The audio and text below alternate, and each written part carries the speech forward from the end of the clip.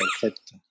Pues buenas noches a todos y gracias por la oportunidad de presentar finalmente los resultados del proyecto Atlas de las Aves de Puerto Rico, que es un proyecto colaborativo entre la Sociedad Ornitológica Puertorriqueña y el Servicio Forestal a través del Instituto Internacional de Taxonomía Tropical.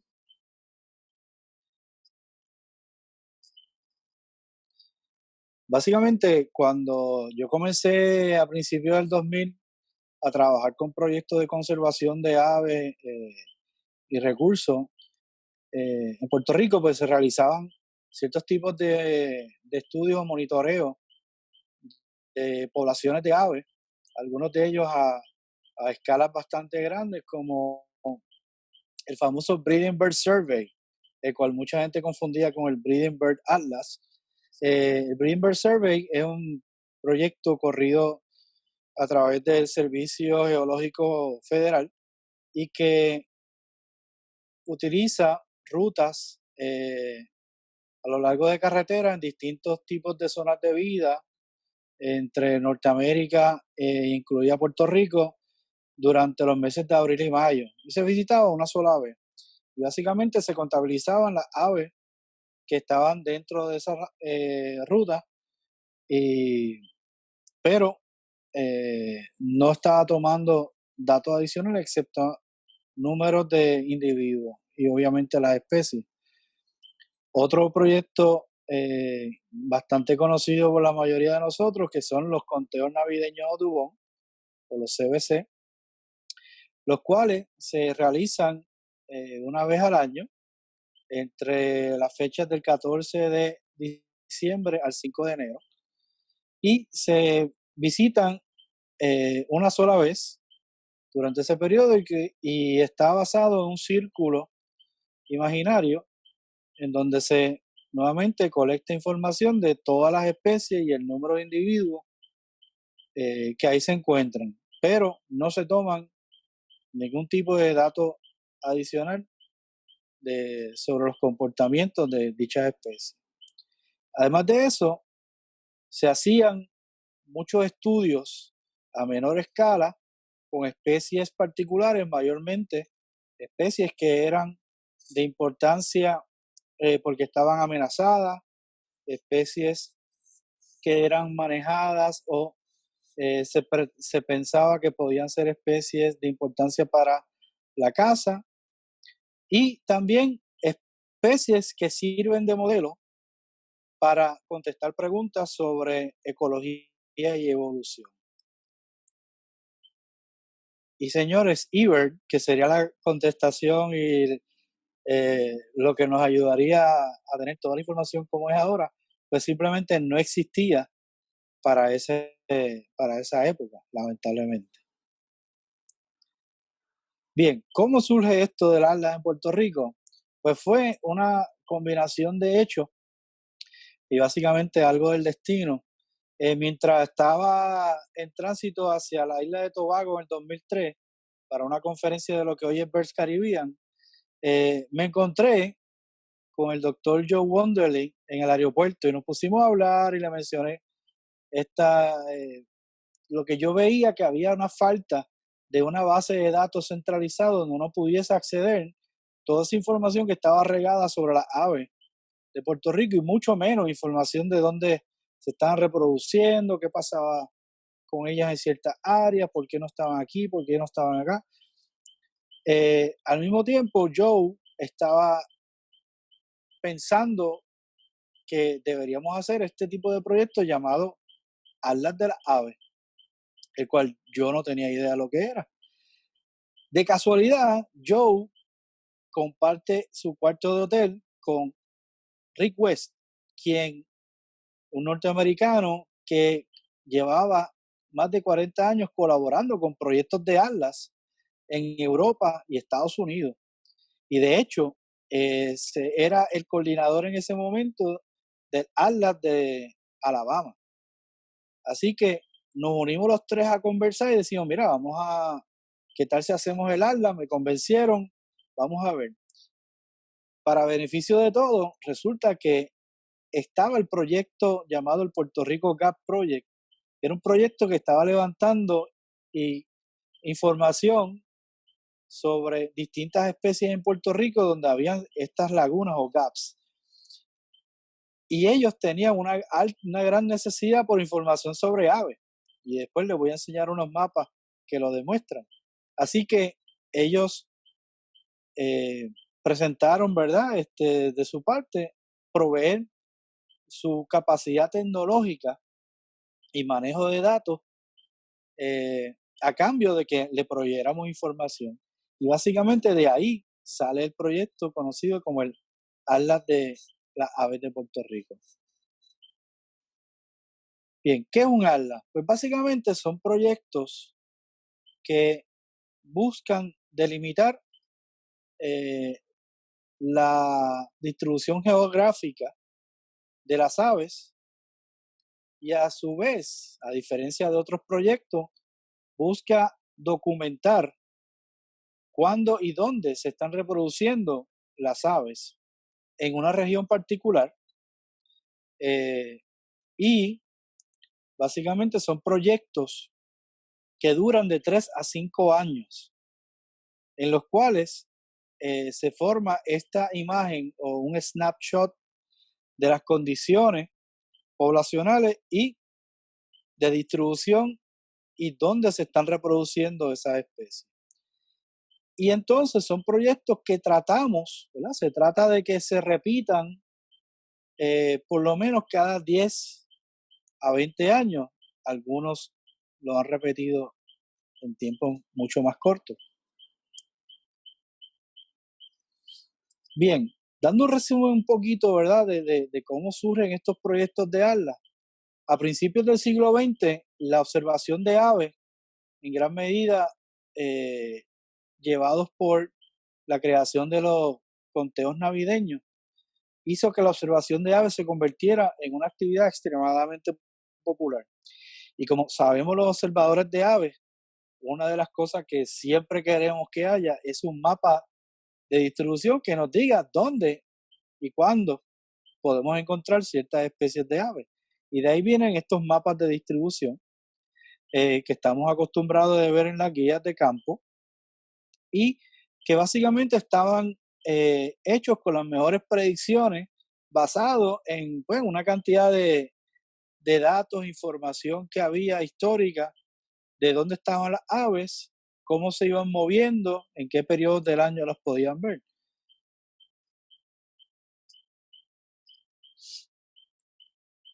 Sin embargo, había una necesidad de no solamente determinar dónde estaban las aves, pero también existe esta necesidad de saber dónde es que están completando sus ciclos de vida, dónde se reproducen, cuándo se reproducen. Esa es información vital para la conservación y manejo de todas las especies. Y de ahí se fue desarrollando todas estas ideas hasta que se comienzan con estos proyectos de atlas, siendo la primera publicación el Atlas de las aves de Gran Bretaña e Irlanda en el 1976. En Norteamérica proceden a comenzar a hacer proyectos de atlas, siendo el primero en el estado de Vermont y publicado en el 1985. De hecho, la portada que pueden ver ahí es el segundo Atlas de Vermont. Y básicamente lo que esto indica, ¿no?, que hay ciertos estados y provincias en Canadá que han podido hacer 2 y hasta 3 atlas al momento. Bien.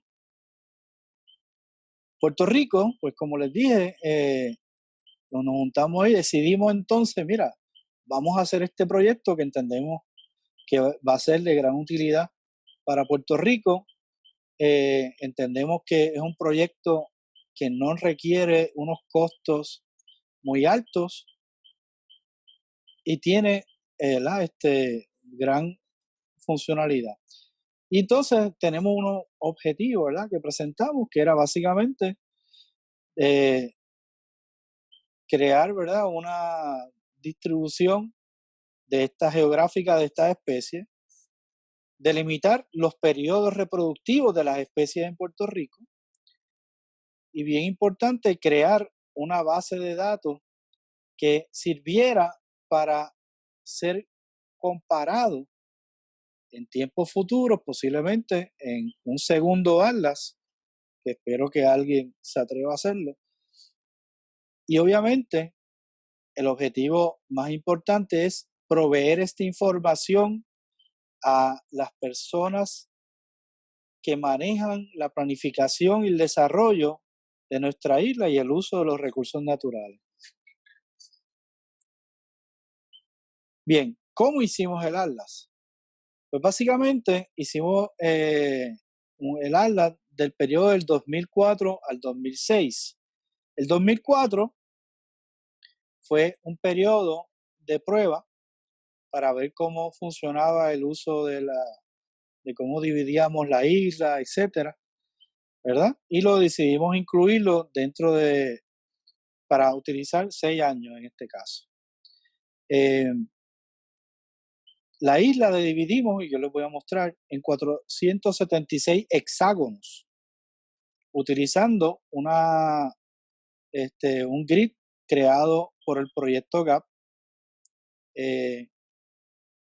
Cada uno de estos hexágonos tiene o cubre un área de 24 kilómetros cuadrados. El proyecto básicamente fue corrido casi completo a través de voluntarios, y estos voluntarios iban al campo y su única tarea era saber dónde estaban, en qué hexágono estaban al momento de hacer sus observaciones, y poder entonces clasificar las observaciones dentro de una de 4 categorías que les mostraré a continuación. Próximo. Bien, aquí pueden ver los hexágonos, que es la unidad base de cómo separamos la isla, ¿no?, y diseñamos el muestreo. Estos hexágonos, pues, se asignaban a distintas personas, dependiendo de dónde vivían o áreas que querían ir a hacer este muestreo, y se les proveía una hoja con el hexágono eh, delimitado sobre un topográfico. Y sí, señores, usábamos papel en ese momento. No había muchas cosas, no smartphone ni nada de eso. Próximo. Bien, en términos de las categorías que utilizábamos, son 4 categorías que van en aumento según la veracidad de poder probar que esa especie se está reproduciendo dentro de un hexágono. El primero observado, que podemos mirar esa aura volando, sabemos que el aura puede volar kilómetros y no necesariamente está volando encima del área particular donde podría reproducirse. Por lo tanto, se considera como una mera observación, un observado. Si miramos entonces a la derecha, vemos este macho de obispo colorado, el cual, aunque tiene su coloración reproductiva bien evidente, en este caso este ave meramente está comiendo semillas y no está realizando ningún comportamiento particular que indique que está en su territorio. Por lo tanto, se le asigna la categoría de posible. En el caso de observar uno de estos obispos, como es el caso del obispo tejedor, que está en plena faena de cortejo a las hembras que estaban a su alrededor, pues ya tenemos un ave que está cortejando dentro de un territorio. Por lo tanto, podemos indicar que es probable que se reproduzca en ese hexágono. Y obviamente, podemos ver entonces una viuda con su cría y claramente se confirma que en efecto la especie se está reproduciendo en ese hexágono. Bien, los resultados. Primero que nada, exitosamente tuvimos 352 colaboradores que compartieron sus observaciones. Podía ser una observación, podían ser miles, no importaba. Pudimos, y esto es algo que estamos bien orgullosos, documentar eventos reproductivos de 133 especies de aves. Prácticamente todas las aves que se están reproduciendo y algunas más. Ciertamente creo que fallamos al menos una, que fue el carrao, pero la excusa es que todos pensábamos que estaba extirpado. Bien, pudimos levantar sobre 45,000 observaciones. Más del 80% de estas observaciones fueron de especies terrestres y un 18% de las observaciones de especies acuáticas. Y el 91% de las observaciones tuvieron algún tipo de comportamiento reproductivo, por lo tanto, se consideraban posibles, probables o confirmados. Aquí en la foto me pueden ver junto a Rick West, quien era mi guía espiritual, mi mentor, y quien estuvo 3 años pasando su primavera y verano corriendo por las montañas de Puerto Rico, levantando información, y prácticamente entre los dos hicimos casi la mitad de las observaciones. Próximo. Mirando resultados, ¿cuál fue la especie más reportada o más observada? Bueno, el pitirre. Así que por fin ganó el pitirre. Fue la más observada, seguido por la reinita común. Ninguna sorpresa ahí. La tórtola aliblanca, el ruiseñor y la tórtola cardosantera. Esos son los top 5 de todas las especies. Ahora, si lo miramos en términos de los endémicos, podemos ver que el carpintero fue la especie con mayor número de observaciones, seguido por la reina mora, el San Pedrito, el Hui y, para mi sorpresa, el mucarito. Si lo miramos en términos de especies nativas, endémicas y exóticas, claramente podemos ver que las especies nativas tuvieron el número mucho más alto, 90 especies. Tuvimos observaciones reproductivas de las 17 especies endémicas y logramos documentar la reproducción de 26 especies exóticas en la isla. Si lo miramos en términos de la cobertura, calidad de la cobertura, podemos ver en la figura de arriba, ese es el número de reportes por hexágono, y podemos ver que hubo una cubierta de prácticamente todos los hexágonos a través de toda la isla,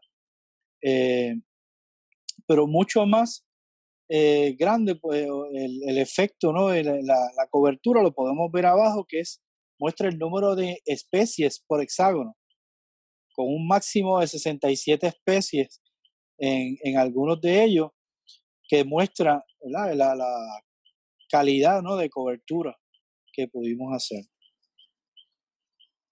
Ahora, mirando en términos de posible, probable y confirmado, mirando posible, vemos nuevamente una excelente cobertura de la mayoría de los hexágonos en Puerto Rico, incluyendo Desecheo, Isla de Mona, Monito, Vieques, Culebra y Caja de Muertos. Así que logramos hacer salidas de campo y conseguir colaboraciones en todas estas zonas. ¿Sí? Aquí podemos ver los probables, ¿verdad?, con observaciones mucho más conducentes a que la especie se estaba reproduciendo. Y aquí podemos ver, bien interesante, factores de otros proyectos y de acciones de ciertos colaboradores. Por ejemplo, podemos notar el efecto de los conteos navideños de el noreste, de Fajardo, San Juan, Arecibo, Cabo Rojo. Obviamente, el efecto de las visitas a Maricao, visitas al área norte entre Manatí y Camuy, la zona suroeste en general, y lo que yo llamo el Salguero Effect entre San Juan, Salinas y Ponce, y pueden ver ahí más o menos la ruta de la 52, y yo trabajaba en el sur y me pasaba dando vueltas cercano a la autopista para ir colectando información. Aquí podemos ver entonces los confirmados, ¿verdad? Mucho más reducidos, pero aún así se puede ver esas áreas donde concentramos muchos de los esfuerzos, ¿verdad? Y las localizaciones de los voluntarios que produjeron más observaciones. Si lo miramos en términos de las temporadas reproductivas de las aves, si miramos aquí a la izquierda, podemos ver este diagrama, esta eh, figura que muestra cómo la mayor parte de las aves se reproducen entre los meses de marzo y junio, que es algo que mucha gente pues presentaba, ¿no?, como el patrón típico, pero yo creo que aquí se muestra claro y convincente de que es así. Ciertamente, si lo miramos en términos de especies acuáticas, como es a la derecha arriba, podemos ver de que algunas especies comienzan a reproducirse a principios del año, pero vemos un rápido incremento entre marzo hasta mayo y junio, y luego comienza una merma hacia el fin del año. Y básicamente, pues, esto está llevado por muchas de estas especies que vienen a anidar a Puerto Rico, las aves marinas, que luego entonces se retiran a finales del verano. En términos de aves terrestres, como vemos abajo a la izquierda, bien interesante porque es un patrón similar, pero lo interesante es que ese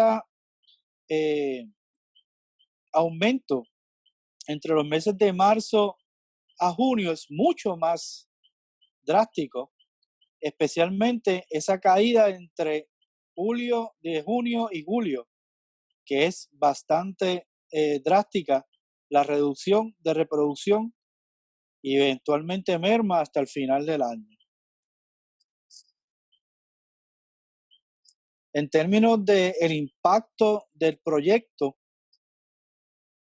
en términos de la información que vamos colectando y cómo iba llenando todos estos huecos de información que existían de muchas de nuestras especies, que a nivel coloquial conocíamos, pero no teníamos datos reales que pudiéramos presentar.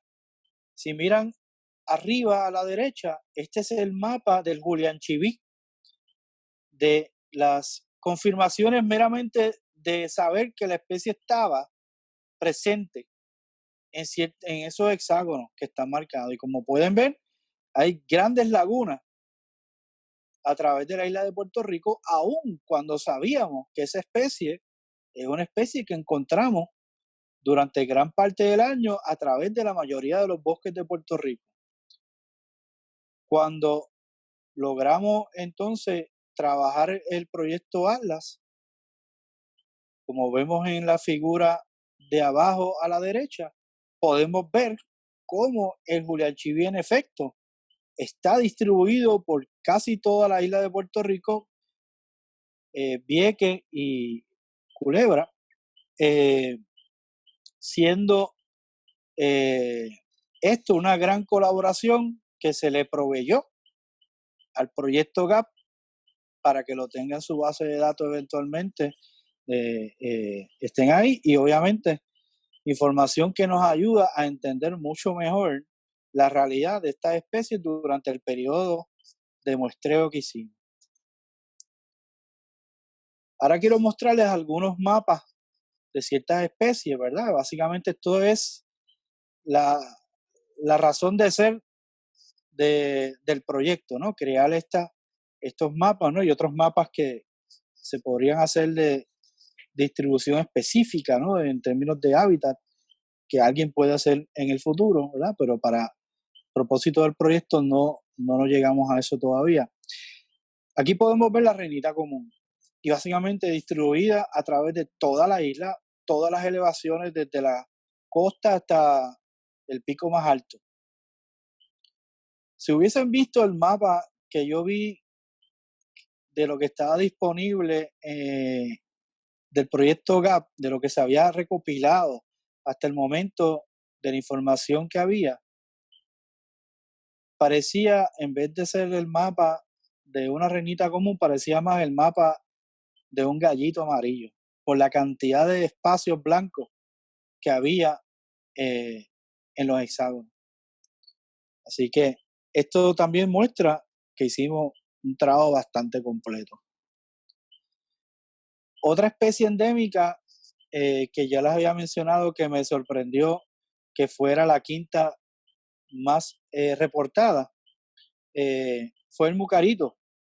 Y como pueden ver, es una especie que está distribuida por gran parte de la isla, para mi sorpresa, aún incluyendo áreas urbanas, donde quiera que habían pedacitos de bosque suficientemente grandes, podíamos encontrar mucaritos.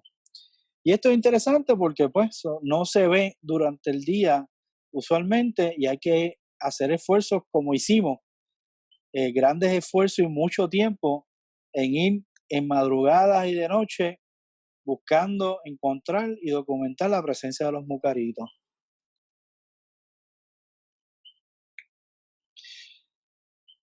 En algunas especies que sabíamos muy poco o creíamos que eran especies que estaban bien reducido su distribución en la isla, como es el caso de la chiriria caribeña, pensábamos que estaban básicamente solamente en el área de Humacao, de la reserva, y cerca de Cataño, con observaciones casuales en el área del Caño, tiburones. Pero, gracias a los esfuerzos de nuestras búsquedas, ¿no? Pudimos encontrar que la especie se encontraba en muchas más áreas, la distribución era mucho más amplia, y que una de las áreas más importantes de la especie era el área suroeste de Puerto Rico, entre las áreas de Boquerón y la Laguna Cartagena.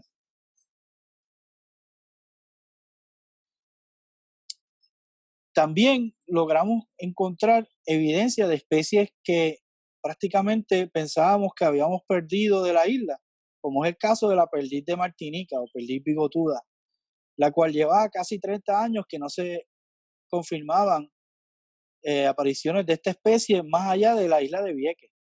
Y logramos encontrar en varias áreas entre Fajardo y Naguabo, en bosques similares a los donde se encuentra en el área de Vieques.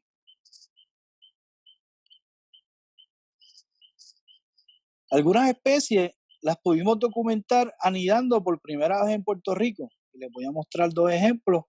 El ibis lustroso es una especie que al momento de comenzar el atlas se consideraba como un visitante que estaba aumentando su frecuencia en el área de Puerto Rico, especialmente en el área del Caño Tiburones. Lo que no sabíamos es que en efecto se estaba reproduciendo y a través de los esfuerzos de las búsquedas, ¿no? Y gracias a Sergio que estaba siempre pendiente, logramos documentar por primera vez la reproducción del ave en la parte oeste del Caño Tiburones y casi al final se logró documentar en el área este otra segunda población. Obviamente sabemos que al momento están ampliamente distribuidos por gran parte de las costas de Puerto Rico y hay múltiples colonias, pero básicamente salieron de esta primera colonia del Caño Tiburón. De igual manera, una especie que no se conocía casi nada de ella en Puerto Rico era el ibis blanco, que también durante esas búsquedas se encontró que la especie estaba anidando junto con el ibis lustroso en las mismas colonias. Y ya sabemos que se han ido dispersando más lento, pero se han ido dispersando en el área norte, distintas colonias se han formado y de hecho ya se está viendo con más frecuencia en el suroeste de Puerto Rico.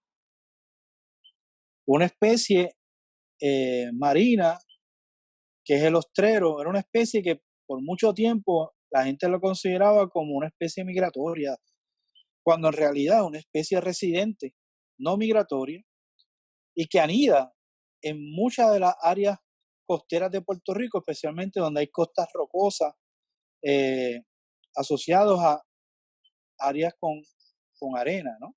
Y es una especie que se logró entonces documentar en múltiples lugares, y no solamente eso, que es una especie de alto interés porque anida en lugares que pueden estar bajo los impactos de los cambios climáticos y la alza en los niveles del mar que podrían afectar sus áreas de anidaje.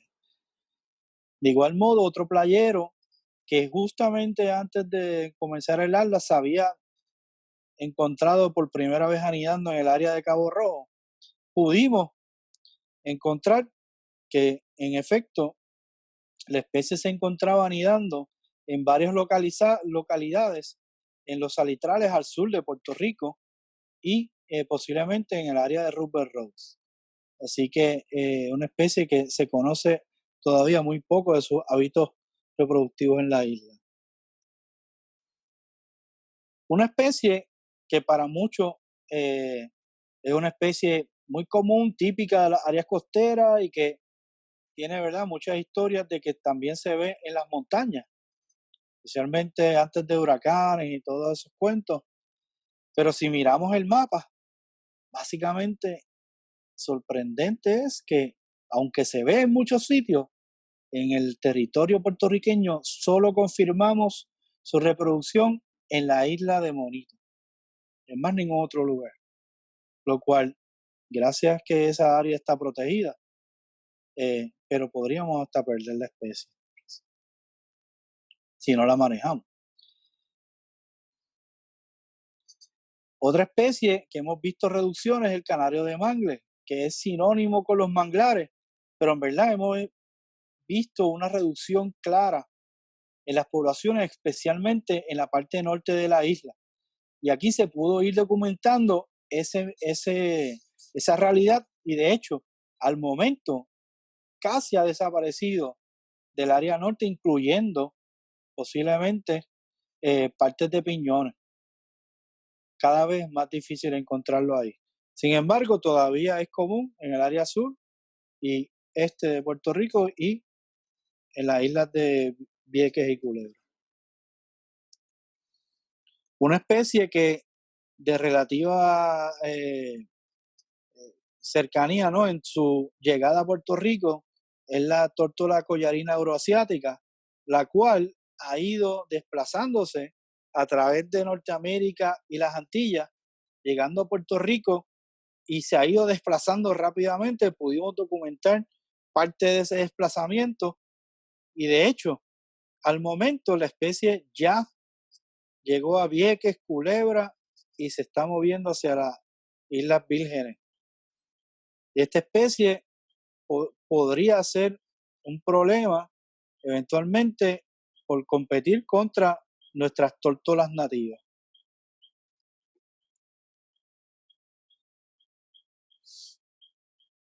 Bien, una especie exótica que se pensaba que estaba solamente en el área noreste de Puerto Rico es el perico frente naranja.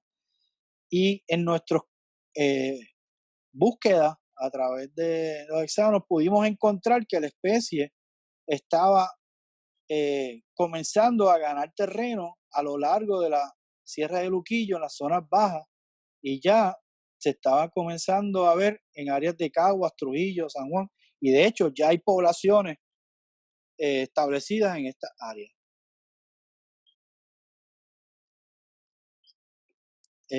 Una especie que tiene una historia totalmente opuesta es el gorrión fresa, el cual hubo un tiempo que estaba distribuido a lo largo de las costas de Puerto Rico asociado a los cañaverales, pero sus poblaciones han ido mermando a tal nivel que solamente encontramos reproducción en el área de Salinas, y de hecho no se ha vuelto a documentar la especie formalmente en ninguna otra área de la isla, y posiblemente pudiese estar extirpado de la isla.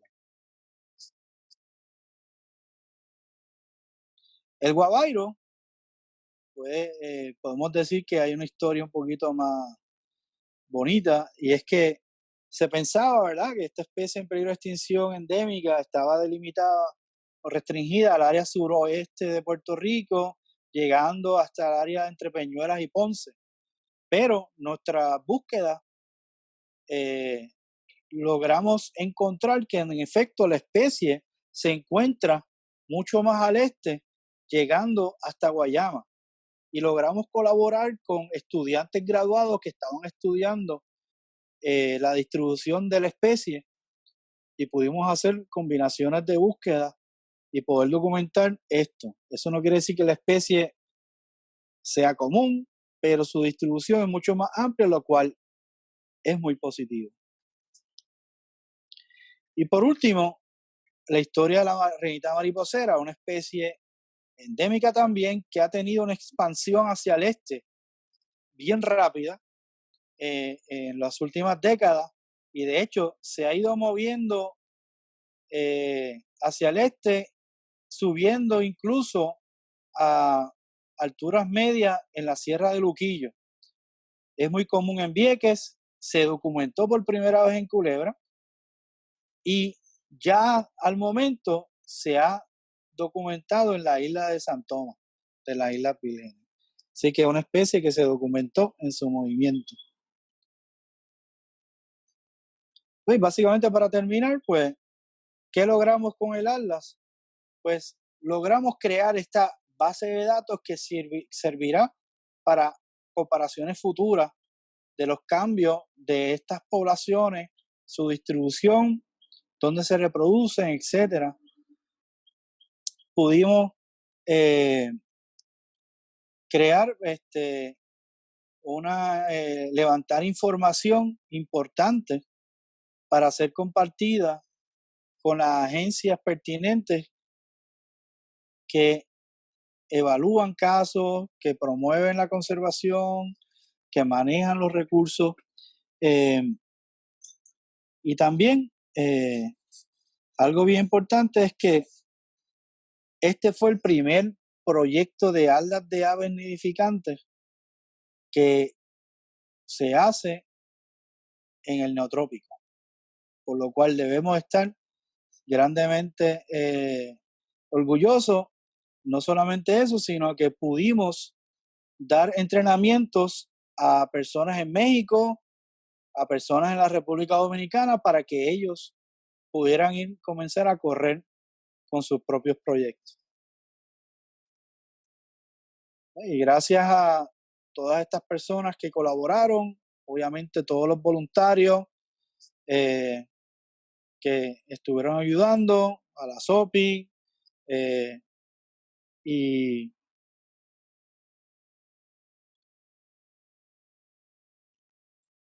muchas gracias.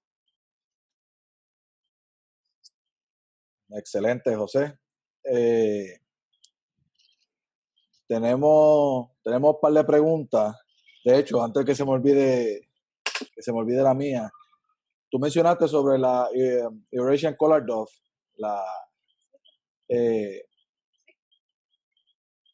en el ala se hizo distinción entre la African y la Eurasian. Oh, sí. Porque yo noto en eBird que cuando uno busca la distribución de la Eurasian, muchos la reportan como Eurasian, siendo la African mucho más común. Si te acuerdas más o menos la distribución que había en comparación con la African. Ok. La euroasiática ya se estaba encontrando hasta el área de Arecibo, Manatí, o sea, Barceloneta, Manatí. Eh, Ciertamente el fuerte de la especie fue más hacia el sur en esa época, entre Cabo Rojo, Laja, Guánica, llegando hasta Salinas.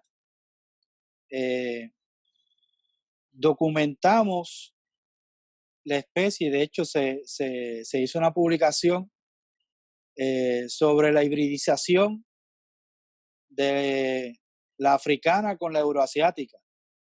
Lo documentamos por primera vez en el área de Ponce. Así que por eso hay mucha confusión a veces, porque ella está hibridizando en gran parte de su distribución. Ya la especie está aquí en San Juan y andan juntas.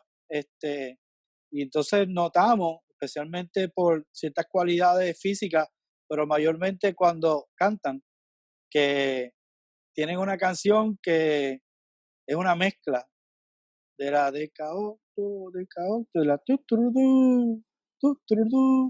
y lo que hacen es una mezcla de ambos, ¿no?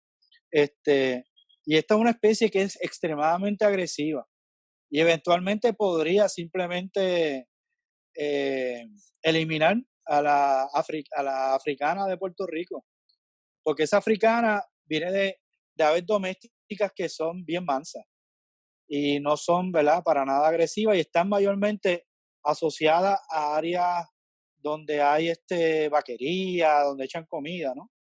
Pero esta euroasiática, ella se va a los bosques, ella hace de todo y es bien agresiva. Así que,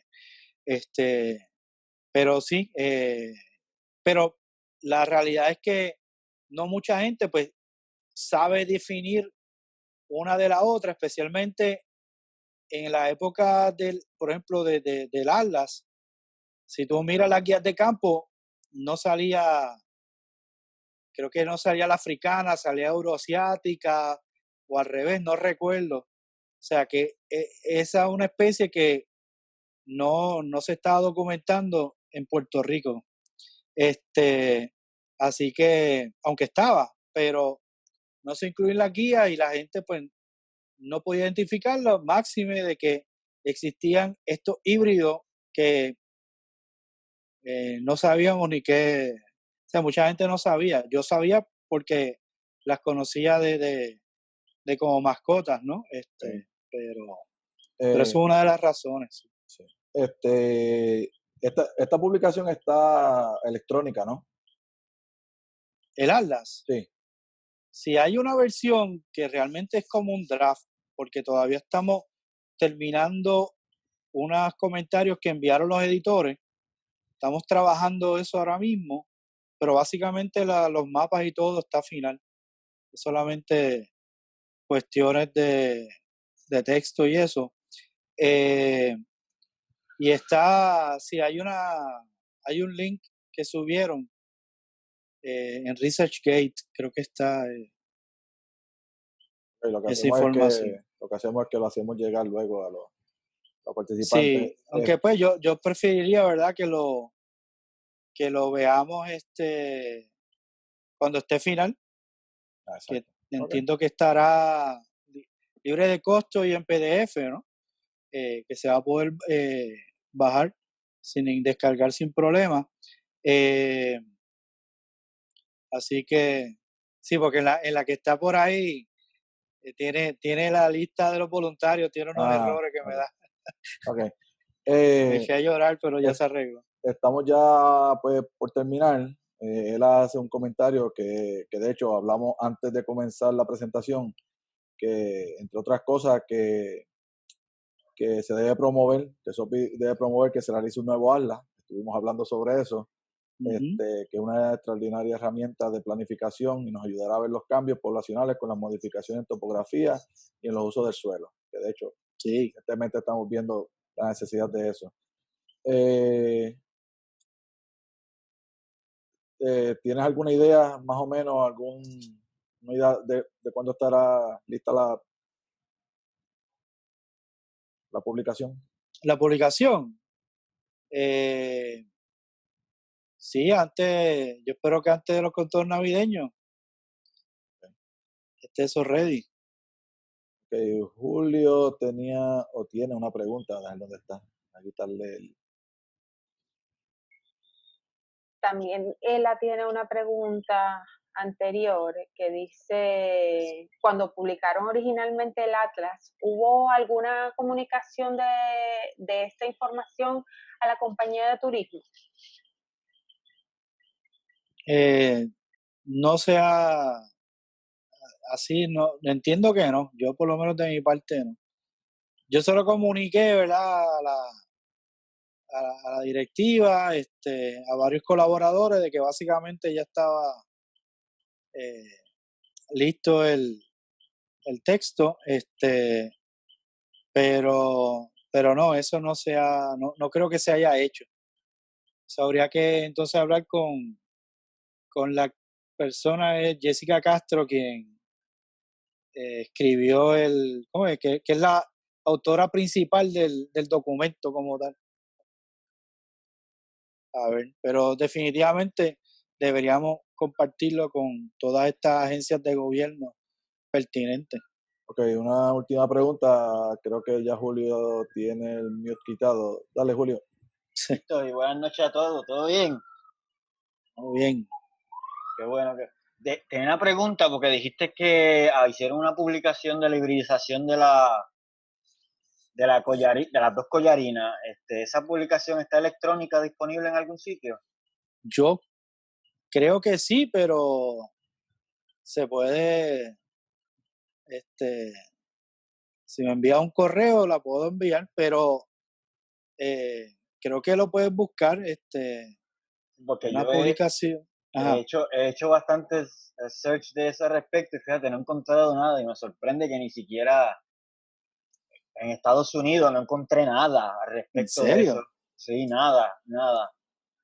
Digo, ya hace bastante tiempo atrás que busqué, no he rebuscado recientemente, pero cuando busqué, nada, porque me parece que en Camuy hay un par de individuos de esos híbridos y aquí donde vivo hay uno de esos que tú dices que tiene un canto ahí Sí, sí, medio no. trabalengua.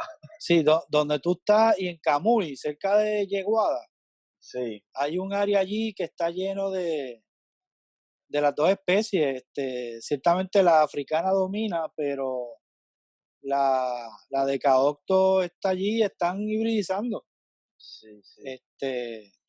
Así que Y con respecto a lo que mencionaron de la guía, me parece que las versiones más recientes de National Geographic no pone la otra especie como tal, como un perfil de ella, pero la pone la comparación junto a la sí, Eurasian.